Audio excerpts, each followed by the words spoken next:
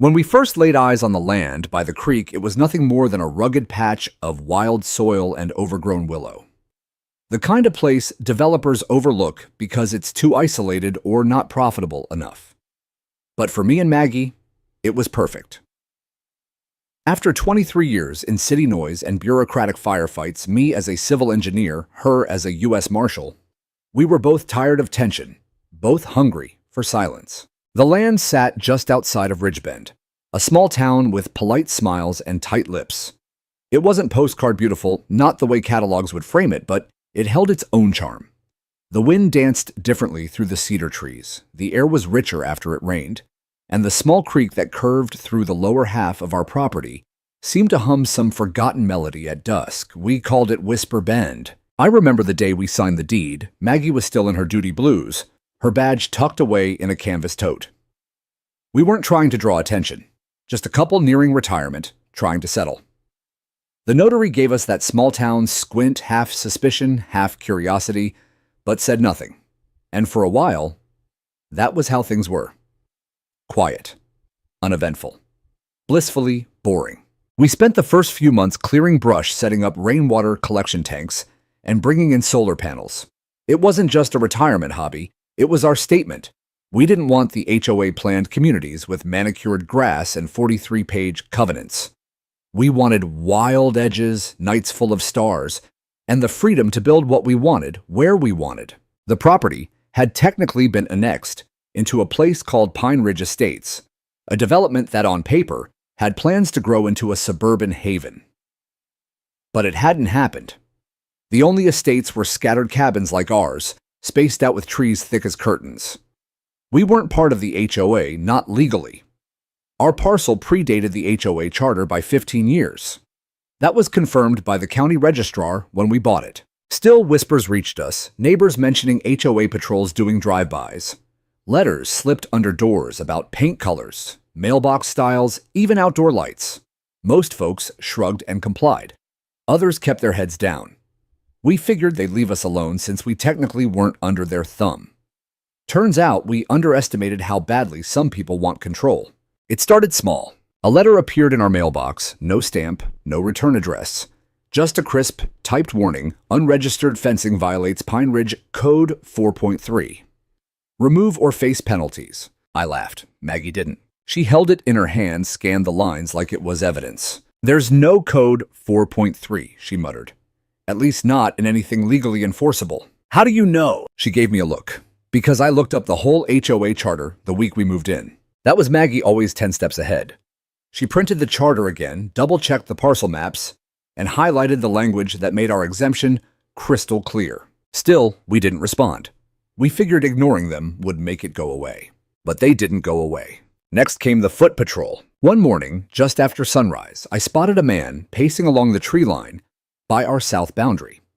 He wore a dark blue vest with the words HOA Enforcement stitched across the back.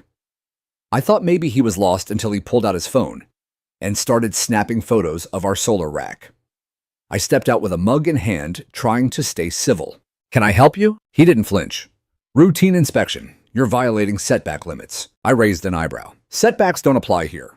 We're outside your jurisdiction. He kept snapping photos. You'll be hearing from the board. I didn't say what I wanted to say.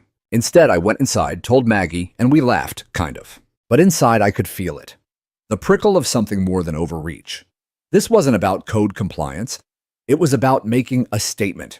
Over the next few weeks, more things followed. Someone tore down one of our private property signs. Another anonymous note showed up, this one claiming we had unauthorized structures and must submit development plans for approval. A neighbor, bless her heart, came over with cookies and a quiet warning. Karen's got her eye on you too. She doesn't like exceptions. Says you're a threat to neighborhood uniformity. Karen. The infamous HOA president we'd only heard of in passing. Mid-50s blonde bob haircut, known for morning patrols with a clipboard and afternoon threats with a copy of the Pine Ridge bylaws. We hadn't even met her, but apparently we were already on her list. Maggie shrugged it off at first. Let her play police with the others, she said. She steps on us, I'll file so much federal paperwork she'll drown in it. But I could see the shift in Maggie. She stopped leaving her badge at home. She started parking our truck inside the shed. She double-locked the gates. And at night she lay awake longer than usual, listening for footsteps on gravel. I didn't say it aloud, but I felt it too. We weren't just unwelcome. We were being marked. And for what? For daring to live outside the mold. For putting up a greenhouse without asking permission. For being the only house in the area not under Karen's control. Whatever it was, I knew one thing for sure. This wasn't going to end with letters. This wasn't going to end with warnings. Karen and her enforcers had drawn a line. They thought they could cross ours, but they had no idea who they were dealing with. And they hadn't met Maggie, not really. It was a Tuesday morning, still wet with dew, when they showed up again, but this time there was no ambiguity. No random guy with a clipboard or sneaky phone photos from behind the bushes. This was a full-on formation, a group of 6 men in black tactical vests that read HOA Enforcement Unit in bold white letters across their backs.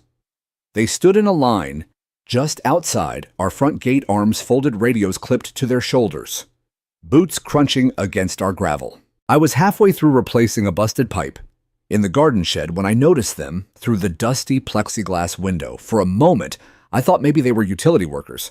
But then I saw Karen standing at the front with that signature smugness smeared across her face like red lipstick, clipboard in hand, phone ready to record. Maggie was in the kitchen slicing apples. "They're here," I said quietly, leaning through the door. She didn't ask who. She already knew. "Do I need to bring the badge?" "Not yet." I stepped out calmly, wiping my hands on a rag, and walked up to the gate. They didn't move, just stared as if waiting for some cue to swarm. Karen took one exaggerated step forward. "Mr. Alden," she greeted, stretching the R like she was savoring it. "We need to speak about the continued violations taking place on your parcel." I folded my arms. "We've been through this. My land predates your HOA by 15 years. I've got the deeds, the county maps, and the letters to prove it." She raised a laminated sheet of paper and waved it. "This is a formal declaration from the Pine Ridge Community Advisory Council. Due to your refusal to comply with community standards and safety regulations, your land is now considered in dispute. Until the matter is resolved, you are to cease all development, remove all non-compliant structures, and vacate any hazardous materials." I blinked. "Hazardous materials." She tilted her head. "The propane tank near your greenhouse, the rain catchment barrels, unregulated solar installations. Our environmental subcommittee flagged them as fire risks." I looked past her to the 6 men, none of whom looked like they could name a single environmental regulation if their lives depended on it. One of them had a baton. Another had a chest rig, for God's sake. "You've got no legal standing here," I said calmly. "None of this is enforceable. You're not officers. You're just neighbors in matching vests." Karen's nostrils flared. "Sir, I'm going to ask you one last time. Step aside and let us inspect the property. You can file any disputes through our online portal." Or what I asked. One of her goons shifted his weight. Another cracked his knuckles. I heard Maggie unlatch the front door behind me, her footsteps light and deliberate. "Or we'll document your refusal," Karen snapped, "and proceed with a forced lien filing. Your land will be seized for non-compliance." I laughed. It wasn't bitter, it was incredulous. "You think you can just take my land?" "Under the emergency clause of Article 9, we can initiate property reassignment if public safety is in question." Maggie stepped forward then, calm and deliberate, her presence slicing through the rising heat like a blade through silk. She wore a simple gray sweatshirt and jeans, but her posture changed the temperature in the air. She didn't say anything, just stood beside me with folded arms, eyes locked on Karen like a wolf watching a deer try to roar. Karen faltered just slightly, but covered it with a smirk. "Mrs. Alden," she said, "I hope you're not planning to interfere." Maggie didn't flinch. "If you cross that gate without a lawful warrant, you'll be trespassing, and impersonating law enforcement is a federal offense." One of the men actually chuckled. Another stepped forward. "Lady, we've got the authority of Pine Ridge HOA, which is not a law enforcement agency," Maggie cut in. Her voice was ice and steel. "And you are not officers." Karen smiled wider. "We're not here to debate jurisdiction. We're here to prevent a community hazard." I looked at the laminated paper again. It had a made-up seal and a bunch of buzzwords, but nothing remotely legal. It was a prop, a scare tactic. But it had worked on others. You could see it in the confidence of her so-called enforcers. They believed they had the right. And that was the most dangerous kind of ignorance. Maggie stepped forward another pace. "You have 30 seconds to leave this property. After that, I'm reporting all of you for attempted unlawful entry and impersonation." "You don't scare us," one of the guys barked. But Karen put a hand up. Her eyes flicked to Maggie, more calculating, now less performative. "We'll be back," she said slowly, with formal orders. "You can't hide behind paperwork forever." They turned and walked off in that formation again like they'd just won something. We stood silent until their boots vanished down the gravel curve. Inside the house, Maggie finally sat her jaw tight, her hands unmoving around her tea mug. "This isn't just power tripping," she said. "They're escalating. They think they can seize our land by bluffing us into panic." "And what happens if they actually try it?" I asked. She looked up, eyes hard. "Then we stop bluffing too." I didn't ask what that meant. I already knew. The badge wasn't for show. The U.S. Marshal Service didn't train people like her to tolerate threats. They trained them to end them. And HOA or not, they'd just crossed a line. The warnings didn't stop. In fact, they multiplied paper notes tucked under our truck's wiper blades. Anonymous voicemails left at odd hours, typed letters with HOA letterhead shoved into our fence slats like demands from some petty warlord. What started as veiled language community standards, voluntary compliance, expected uniformity, turned more forceful with every passing week. "You are hereby notified. We regret to inform you. This will be your final warning before formal actions commence." None of it held any legal merit. I knew that. Maggie definitely knew that. But the thing about threats isn't whether they're legal, it's whether they feel real. And to the rest of the neighborhood, they did. We began to notice a change. People who used to wave from their porches now closed their curtains when we passed. Some pretended not to hear our greetings. Others avoided eye contact altogether, like we carried a disease they didn't want to catch. Karen had turned the HOA into a cult of fear, and we were now the neighborhood's cautionary tale. One afternoon, I came back from the lumberyard to find the north side of our fence flattened clean break, as if someone had taken a sledgehammer to it. Not a single footprint on our side of the property, though. Just broken boards and empty silence. I called the sheriff. When Deputy Herrera arrived, he took a long look around, made a few notes, and sighed like a man who'd seen this kind of thing too many times already. "Any idea who might have done this?" I tilted my head. "You mean besides the people pretending to be cops and threatening to seize our land?" He gave me a tight smile. "I need something more specific than that." I showed him the footage from our security camera, the one Maggie had mounted on the garage peak. It caught a grainy figure just past midnight wearing a dark hoodie, glancing around before swinging a long metal object into the fence again and again. "It's too dark to ID," Herrera said, scratching the back of his neck. "But this isn't random. That's targeted." "You think I deadpanned?" He sighed again. "I'll file the report, but I wouldn't hold my breath for charges. HOA disputes, they get messy." I looked him in the eye. "This isn't a dispute. This is organized intimidation." "I'm not arguing," he said, "but they've got lawyers and friends in the county board. You want this to stop? You'll probably need to hit them where it counts, paperwork, not police." That was the moment I knew we weren't just dealing with nosy neighbors or wannabe officers. This was something bigger. Something built to wear people like us down until we gave up or moved out. But they picked the wrong couple. Maggie doubled down. She filed formal complaints with the county assessor, the building department, the Department of Consumer Affairs, even the real estate fraud unit. Every time a new note appeared on our door, she filed a copy, annotated it, and added it to a growing binder labeled Pine Ridge HOA, Aggressive Actions.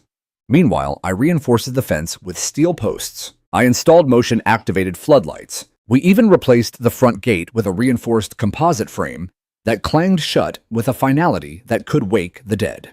But the threats escalated too. Someone spray-painted violator on our driveway one night. A week later, we received a letter not from the HOA, but from a private legal firm. It accused us of detracting from neighborhood value and claimed Karen's committee was exploring options to bring a civil suit against us for disruption of community harmony. They wanted us to pay for the privilege of being bullied. And the scariest part, they almost made it sound legal. Maggie didn't blink. "I've dealt with cartel fronts with more professional cover stories than this," she muttered, flipping through the complaint.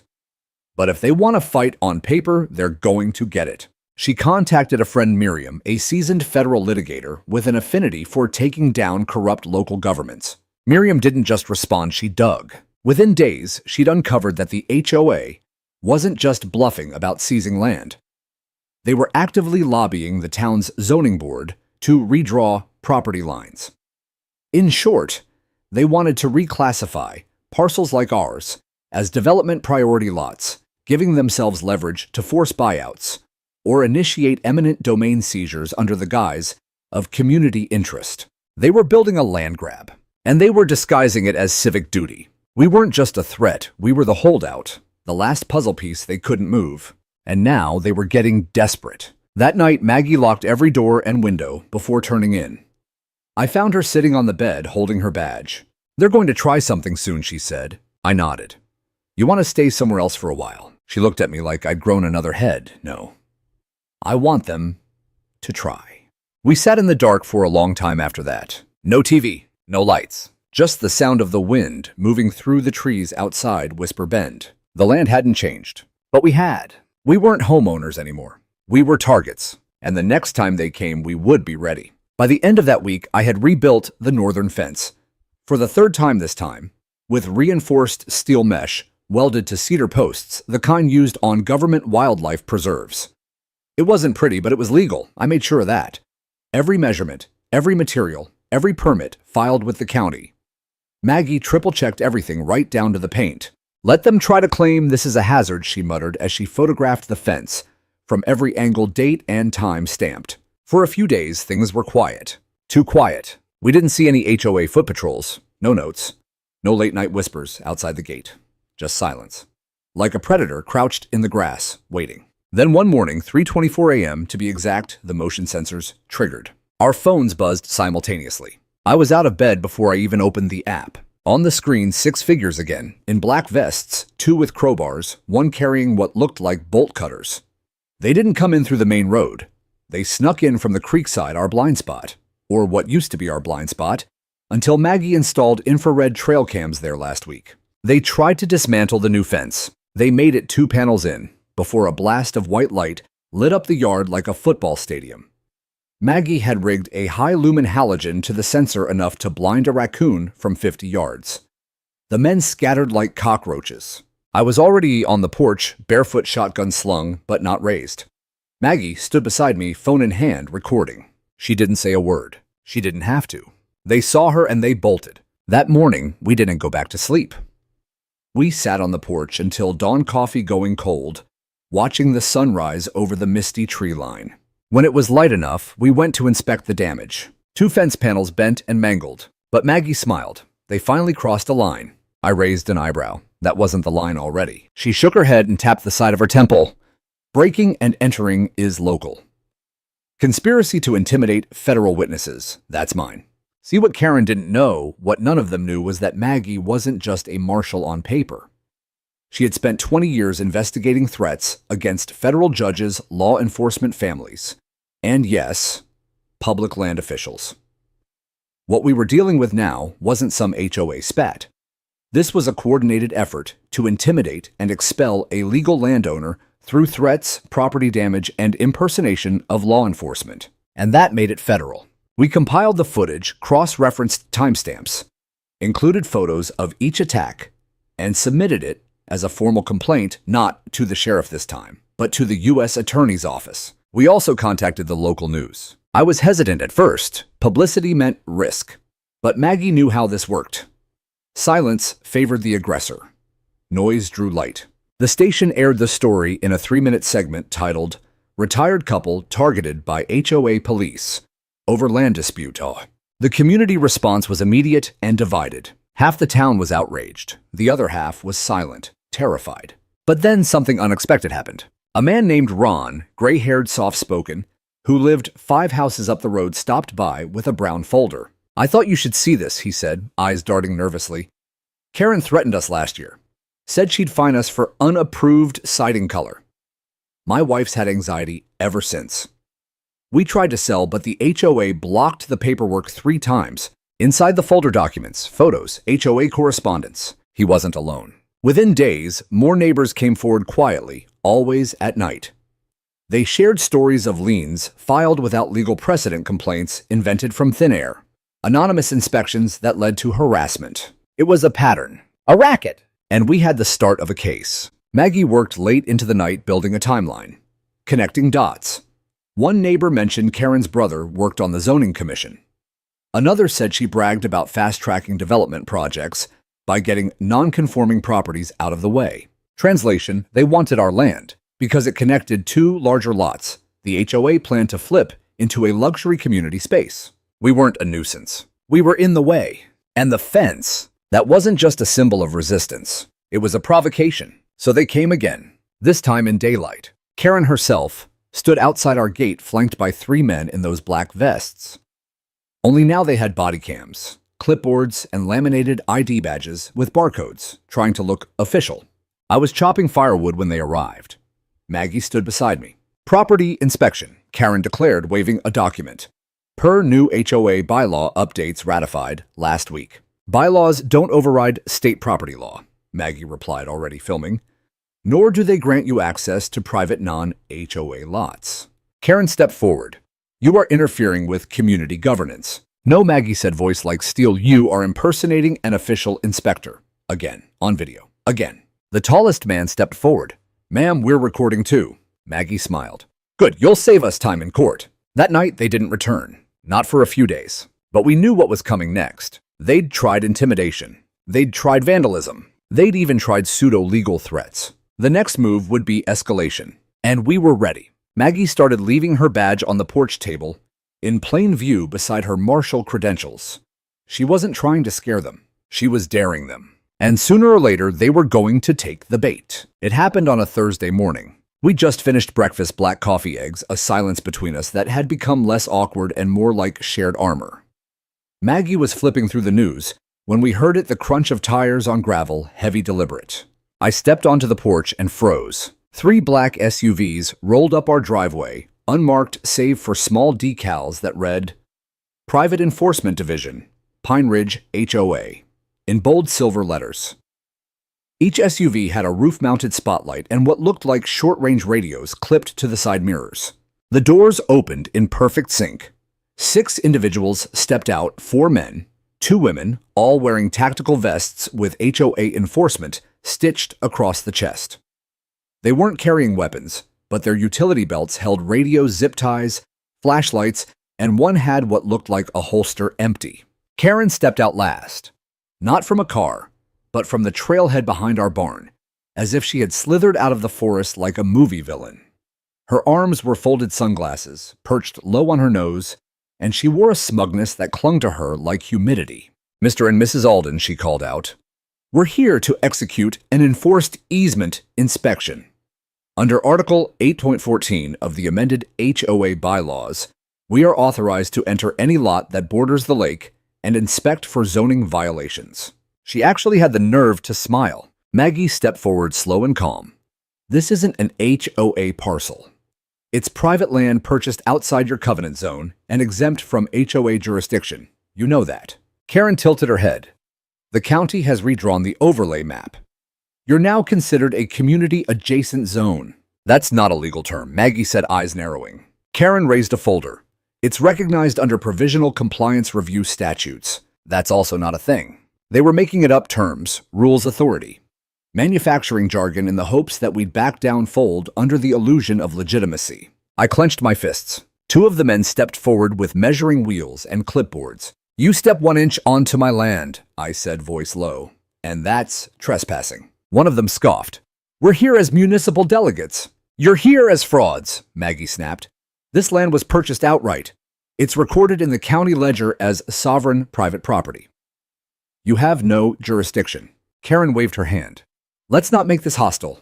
We've given you warnings, notices. We're simply following escalation procedure. Escalation, I barked.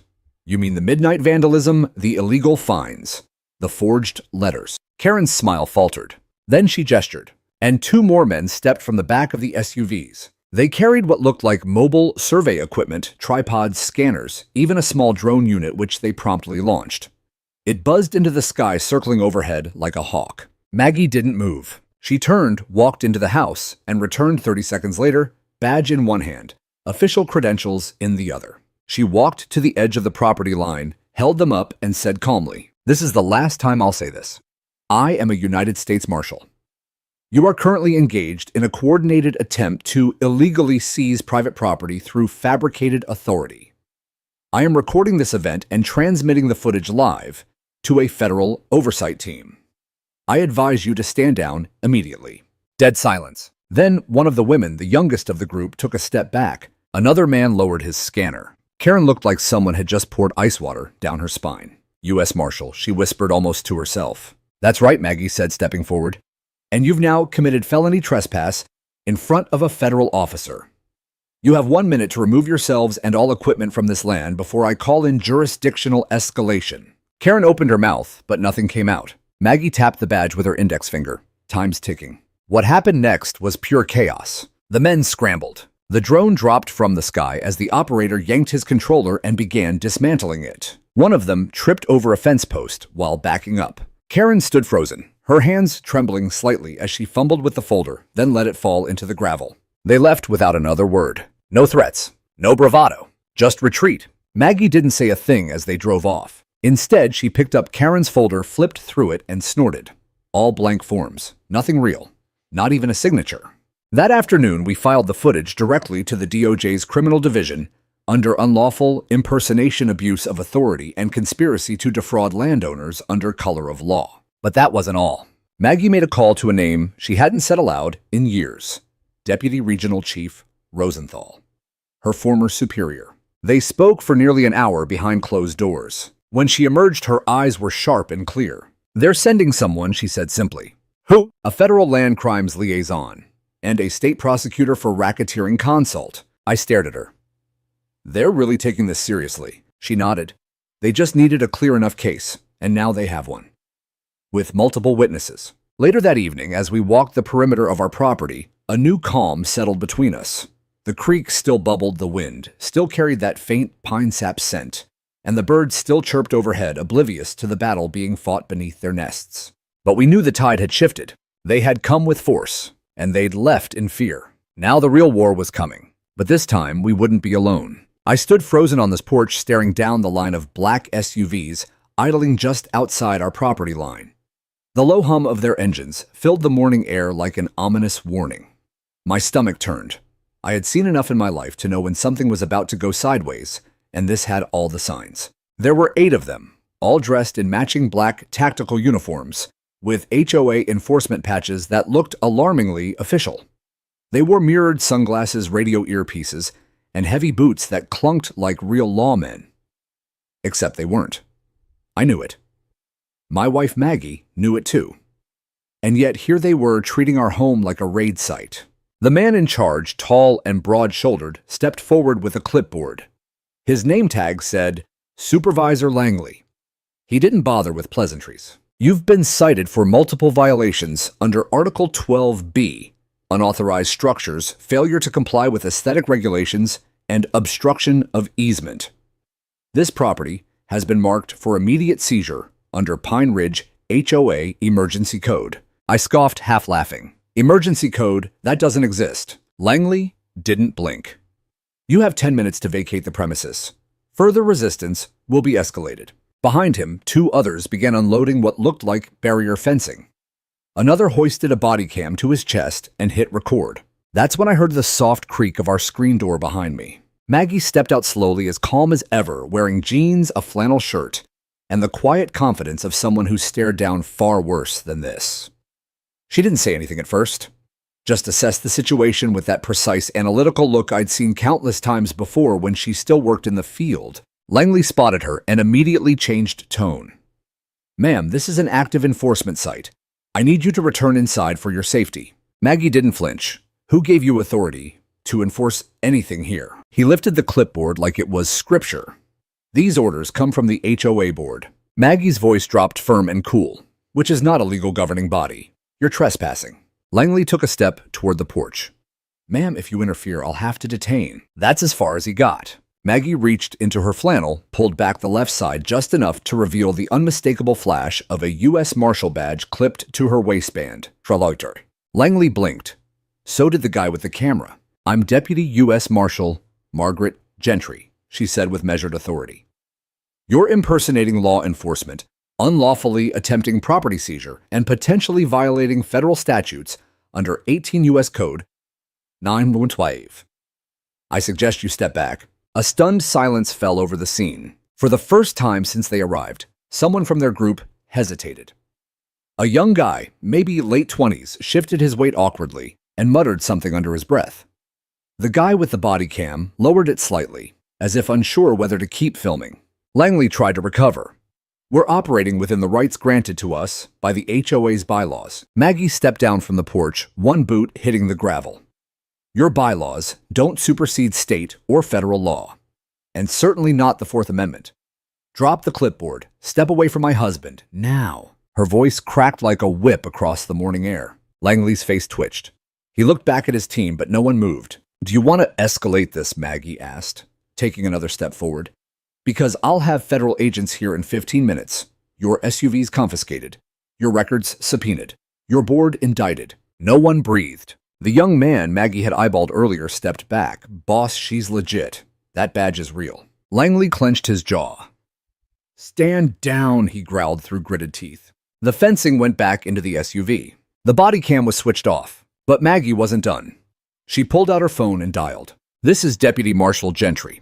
I'm reporting an attempted impersonation of law enforcement and illegal threat of property seizure. 8 individuals. Tactical attire.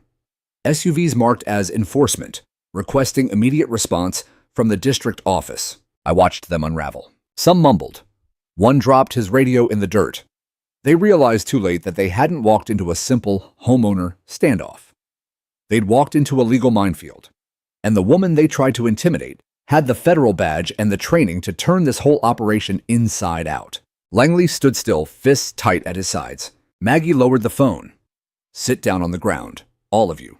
You'll wait for federal response, or you'll be charged with fleeing a scene under investigation. One by one, they complied. Maggie turned to me with that familiar flash in her eyes, not anger, not fear, just clarity. It was always going to come to this, she said quietly.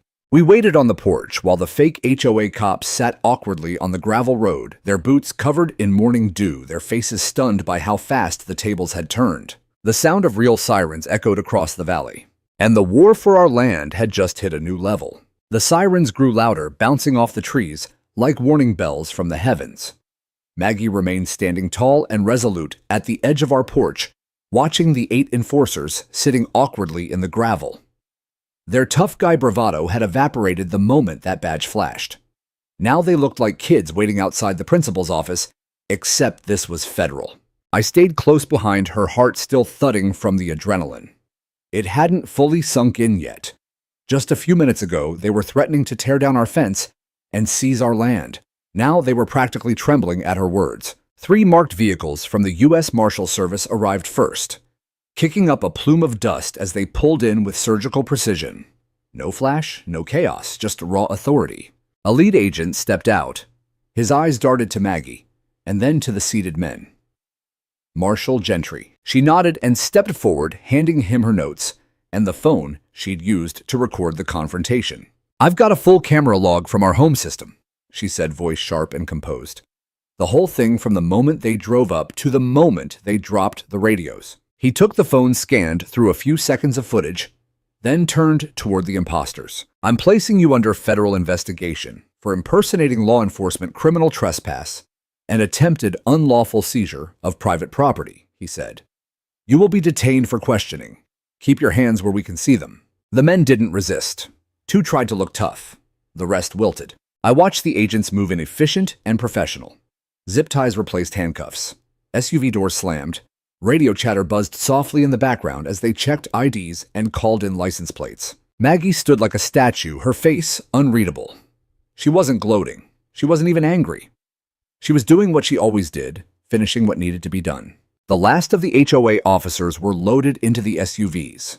But the fallout was only beginning. The real shock came when one of the agents handed Maggie a folder. You're going to want to see this, he said. We did a quick scan of their vehicles, found coordinated printouts of your property, deed zoning maps with handwritten notes and internal HOA emails suggesting an eminent domain play. Eminent domain, I asked, incredulous. This isn't a government agency. They don't have that power. They know, the agent replied grimly. That's what makes this criminal. They were banking on intimidation and confusion. It's not just you, sir. This is one of 6 complaints filed in this region in the last 2 months, similar MO. The Pine Ridge HOA appears to be testing boundaries. Maggie flipped through the documents and pointed to a name. Gerald Whitmore, she murmured. He's the current HOA president. The agent nodded. We're going to need statements from both of you. And we'll be issuing a subpoena for all HOA board communications over the past year. I looked at Maggie. You think he sent them? I think he's not just complicit, she said. I think he's the architect. The agents packed up and left with the 8 men in custody. But before they disappeared down the gravel road, one of them, the youngest, turned back to look at us through the rear window. There was something in his eyes. Shame, regret, or maybe fear of what was coming. We didn't have time to dwell on it. Within hours, word spread through the neighborhood like wildfire.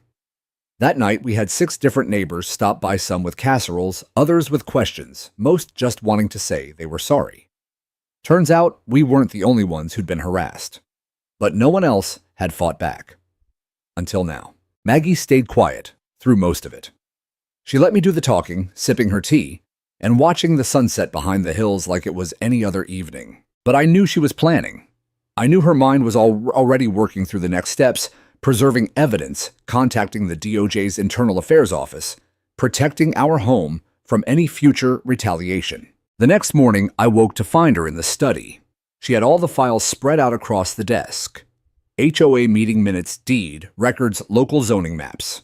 She was tracing timelines, connecting names, highlighting inconsistencies. I found it, she said when I walked in. A memo from 2 months ago. Whitmore requested a compliance audit of all properties adjacent to the South Lake Trail. That includes us. I leaned over her shoulder, but that's not under HOA jurisdiction. That land was never included in the original community agreement. Exactly, she said. They're trying to expand their control using fear and bogus legal language, and they've done it before quietly in pieces, just enough to go unnoticed. But this time, I said they picked the wrong house. Maggie finally looked up at me and smiled just a little. No, they picked the wrong wife. We spent the next several days compiling everything. Every letter, every notice, every strange phone call or parking complaint.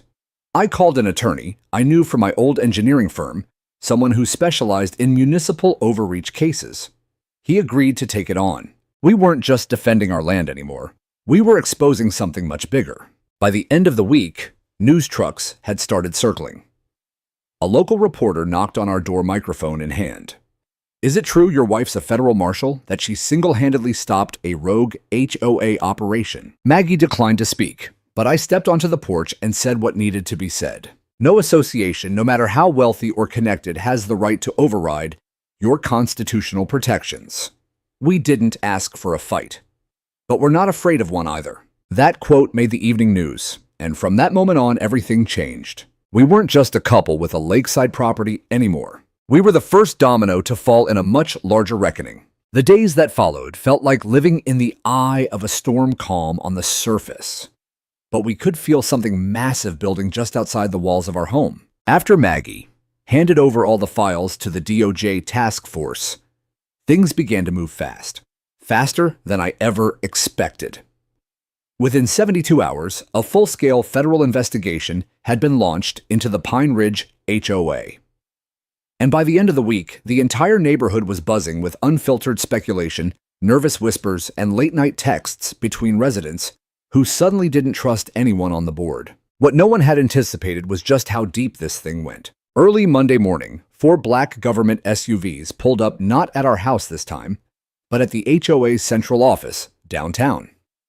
It was a sleek, glassy building they called the Community Resource Center, complete with a security guard, landscape fountains, and a massive bronze plaque listing board members. By 8:15 a.m., that building was wrapped in yellow federal tape. Dozens of residents who had gathered nearby, some curious, some concerned, watched as agents in windbreakers walked out carrying boxes of documents, hard drives, and manila folders. A few of them nodded toward us when they noticed Maggie standing silently across the street with her arms folded and her badge still clipped to her belt. They're executing federal search warrants, she said to me calmly. Everything they've hidden, emails, financials, memos, they're about to be laid bare. A chill ran down my spine. The news hit the local outlets within hours. Federal agents raid Pine Ridge HOA headquarters amid allegations of fraud, property seizure, and impersonation. That was the headline on Channel 5. By noon, the HOA board members were being served subpoenas. Whitmore, the president, was nowhere to be found. Rumor had it he'd fled to a vacation home in Utah. But Maggie already had that covered. "He's under federal surveillance," she told me that night, almost casually as she folded laundry. "They'll intercept him if he crosses state lines." The part that shocked me most wasn't the agents or the raid. It was how quickly the residents turned once they saw the truth. People who'd once whispered about that angry couple at the lake were now showing up with handwritten notes of support. Some brought pie. Others brought horror stories. "We got fined for planting a fig tree," one elderly neighbor told me tearfully. "They said it obstructed the communal view corridor. But we live 5 blocks from the lake. They made us pay $800 for a mailbox they said was too colonial," another added. "And worst of all, they threatened to revoke our home lease if we didn't host the fall fundraising gala," said a young mom holding a toddler. It wasn't just abuse. It was systemic manipulation, coercive control masked as community leadership. And it had gone unchecked for years because no one had the tools or power to fight back. Until now. The DOJ team contacted Maggie again that Wednesday, asking her to consult. They'd discovered encrypted emails between Whitmore and a real estate developer in Dallas. It turned out the eminent domain language wasn't just bluster. It was part of a long-term plan to clear lakeside lots and sell them as a private luxury resort enclave. Our house had been marked Phase 1, high-value target. That made my blood boil. "They were planning to bulldoze us into memory," I muttered, "and they would have gotten away with it." Maggie didn't reply right away. She was reading through the case notes, her brow furrowed. "They didn't count on resistance," she finally said. "They never thought anyone would push back, let alone push through. People like Whitmore build their power on silence and fear." That night, we sat on the porch, just the two of us, the lake quiet, under a waxing moon. For the first time in weeks, I felt a kind of stillness return. Not peace exactly, but the kind of silence that comes after truth breaks through the noise. Maggie reached over, took my hand, and whispered, "You know we're not done yet, right?" I nodded, not by a long shot. The next morning, she testified before a grand jury. Calm, concise, and detailed. I wasn't allowed in the room, but the prosecutor later told me it was the most professionally delivered civilian testimony they'd ever received. 2 days later, federal charges were officially filed against 5 members of the HOA board, including Whitmore, who had finally been tracked down and arrested outside a golf resort in Arizona. Charges ranged from conspiracy to defraud, unlawful seizure of private property, impersonation of a public officer, and interference with federal investigations. The fallout was immense. Banks began freezing HOA accounts. Vendors pulled out. Service contracts were revoked. A community-wide meeting was called this time, not by the board, but by the residents themselves. Maggie and I were asked to attend. We almost didn't go. We didn't want to be paraded around like heroes.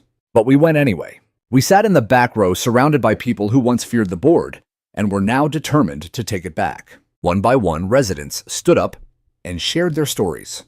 Not just of fines and threats, but of silence, guilt, shame, of feeling isolated in their own homes. And then someone called Maggie to the front. She didn't want to speak, but I nudged her forward. She stood there quietly, looking at the faces of her neighbors, mothers, veterans, small business owners, retirees, people who'd all just wanted to live in peace. "You don't have to be a federal officer to demand justice," she said simply. "You just have to know your rights and not be afraid to stand in the way of wrong." It wasn't a speech, it was a mirror. And in it, the whole room saw themselves. That was the night everything shifted. The board was officially dissolved. A new temporary committee was formed, made up of volunteers and legal monitors. Maggie refused the offer to chair it. "I did what I had to," she said. "Now it's your turn to build something better." The community applauded. Not for us, but for themselves. For the first time, they were no longer afraid. In the days following the collapse of the Pine Ridge HOA, a strange quiet settled over the neighborhood. Not an eerie silence, but a collective exhale. The air felt lighter, as if the years of fear, passive-aggressive fines, and whispered threats had finally lifted like morning fog off the lake. But what came next wasn't simple. Dismantling corruption is one thing. Rebuilding trust, healing wounds, that's a different battle altogether. The temporary neighborhood committee formed the night of Maggie's speech, started meeting weekly in the old community center. Gone were the catered spreads, ironed agendas, and paid enforcers. Instead, There were handwritten notes, plastic folding chairs, and open mics. And surprisingly, hope. People began showing up not to complain, but to contribute. Ron, the quiet Vietnam vet, who lived 2 streets over, offered to mow the neglected common areas with his own tractor. June, a retired teacher, volunteered to sort through HOA documents and highlight questionable expenses. Even the Johnson twins' teenagers, who'd once been written up for chalk drawings on the sidewalk, were helping paint over the HOA office sign with a mural of wildflowers and birds. And Maggie, she watched it unfold with that same quiet strength she always had. But I knew she wasn't finished. Not yet. One morning, she called me into the study.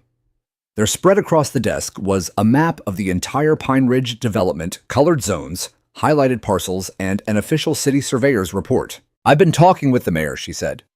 The HOA had no real claim to this land. In fact, they've been lying to the county about jurisdiction lines for years. I raised an eyebrow, so that means... She tapped one section of the map, the lakeside trail, the picnic grove, and a stretch of woods that bordered our backyard. They never owned it. Legally, it was never transferred. And now the city's prepared to classify it as protected open space if we initiate the motion. "You're telling me," I said slowly, "that the very land they tried to take could end up publicly protected with the right petition and a lot of signatures. We gotta work." Over the next few weeks, Maggie led a grassroots campaign, quiet, steady, and focused. Door to door, she explained the plan: convert the disputed HOA-controlled land into a city-managed conservation zone.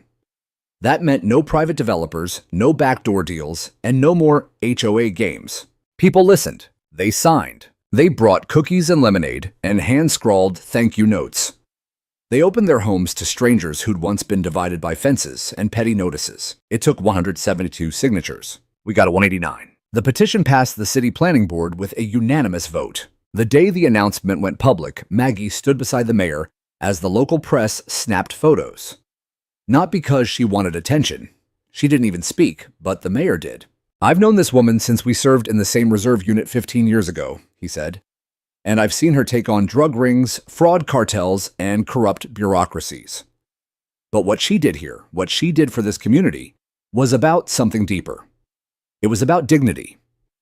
She reminded us what leadership looks like when it doesn't seek control but restoration." Maggie just smiled, gave him a polite nod, and stepped back into the crowd. That afternoon, we walked the trail behind our house, the place where it all started. It looked different now, same trees, same quiet breeze, but the energy was new. Kids played without nervous glances. Neighbors passed each other with genuine greetings instead of cold nods. We paused at the bench overlooking the lake. She sat first. "Do you ever wonder," I asked, "if we hadn't fought back, how far they would have gone?" Maggie looked out over the water. "Farther than we'd like to imagine. But bullies only thrive when no one says no." I nodded. "And when someone finally does, they scatter like roaches in the light." She turned to me. "We didn't just protect our home. We reclaimed a community." She was right, but there was still one thing left. We had the old HOA office abandoned, now its sign removed, and papers left in half-boxed disarray. The temporary committee didn't know what to do with it. So Maggie proposed something. A resource center not for rule enforcement, but for education and protection. A place where people could learn their property rights, connect with city services, even host neighborhood events or start support groups. No bureaucracy, no politics, just people helping people. They called it the Ridge House, and they asked Maggie to give it a proper opening. So one warm Saturday morning, with a modest crowd gathered under the oak trees, she stepped onto a makeshift platform built by the Johnson twins and spoke into a borrowed microphone. "I'm not here to retell the past," she said. "You lived it. We all did. I'm here because we proved something together that no contract, no board, no badge stitched by a sewing machine can override what's right. And now we build something better." Applause erupted, not thunderous, but meaningful. That night, after everything was packed away, we sat on the back porch again. The same place where just weeks before we'd braced ourselves for confrontation. But now the lake was peaceful. The porch lights from nearby homes twinkled like small stars, and in the distance, someone was playing an acoustic guitar. "You did it," I said softly. "No," she whispered. "We all did." And for the first time since this storm began, I knew we could finally rest. I thought the final chapter would be written with the signatures on that petition, and the cheers at the Ridge House opening. I thought we had crossed the finish line. But healing, true, lasting healing, doesn't come with a headline or a ceremony. It comes in the quiet. In the moments when the weight finally lifts and you realize you no longer need to look over your shoulder. It was about a month after the Ridge House opened that the last piece of the puzzle fell into place. A letter came in the mail, cream-colored and formal, with the seal of the U.S. District Court embossed in the corner. Maggie opened it at the kitchen table while I sipped my coffee.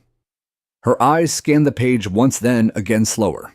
"They're offering restitution," she said. I leaned in. "To us, to every resident impacted by the HOA's unlawful actions. Every bogus fine, every forced sale, every harassment incident, they're launching a fund. DOJ and HUD are coordinating it. It didn't erase the damage, but it was accountability, tangible, public, and undeniable. For families forced out, for elderly couples harassed, for veterans like Ron, who'd been threatened with foreclosure, it was a start." Maggie didn't even look relieved. She looked resolved. "This is what they deserved," she said. "Not revenge, just truth and repair." That night, we had dinner on the deck with a few of the neighbors, Ron, June, the Johnson twins' parents, even Miss Ellie from 3 doors down, who used to avoid us like the plague. The table was full of laughter, plates of ribs coleslaw, deviled eggs, and a homemade peach cobbler that Maggie couldn't stop raving about. At one point, I looked around and realized this was the community we'd always hoped to live in. It had been here the whole time, just buried beneath fear and bureaucracy. Someone had to break the ground, and Maggie had been that someone. Eventually, the talk turned to the future. What would Pine Ridge be 5 years from now? Could they stay self-managed? Would the committee become something more permanent? And inevitably, Maggie June said, half laughing, "We still think you should run for city council. You've got half of Pine County behind you." Maggie just smiled and raised her glass of iced tea. I already had my war. It's time for someone else to lead the peace. The sun dipped low, casting golden light across the lake. For the first time since the bulldozer was blocked, I felt like time was moving forward instead of just repairing itself. But the story didn't end with us. 2 months later, a small article ran in the Pine County Chronicle, barely a blip compared to the weeks of media firestorm before. It read, "On the former headquarters of the Pine Ridge HOA, now the Ridge House has officially been recognized by the State Historical Registry as a landmark of citizen-led justice reform and grassroots legal defense. Plans are underway to replicate its model in 5 other counties struggling with HOA-related corruption." I clipped it and framed it in the study.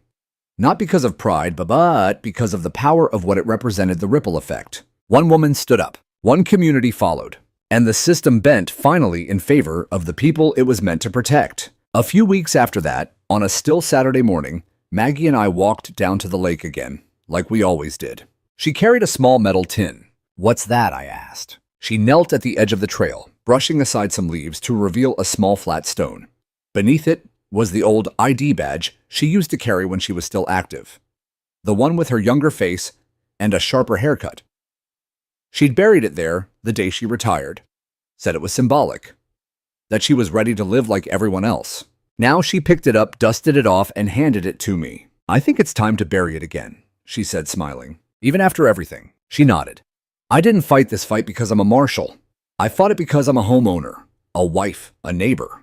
That badge just reminded them I knew how. So we buried it again, this time not as a goodbye, but as a marker. A reminder that peace isn't passive, that freedom must sometimes be reclaimed inch by inch, letter by letter, witness by witness. As we stood, I looked out over the land they had once tried to take. The wild grass swayed, the water glimmered, the people were free. We walked home hand in hand, and for the first time since it all began, I knew this wasn't just the end of a story. It was the beginning of a legacy.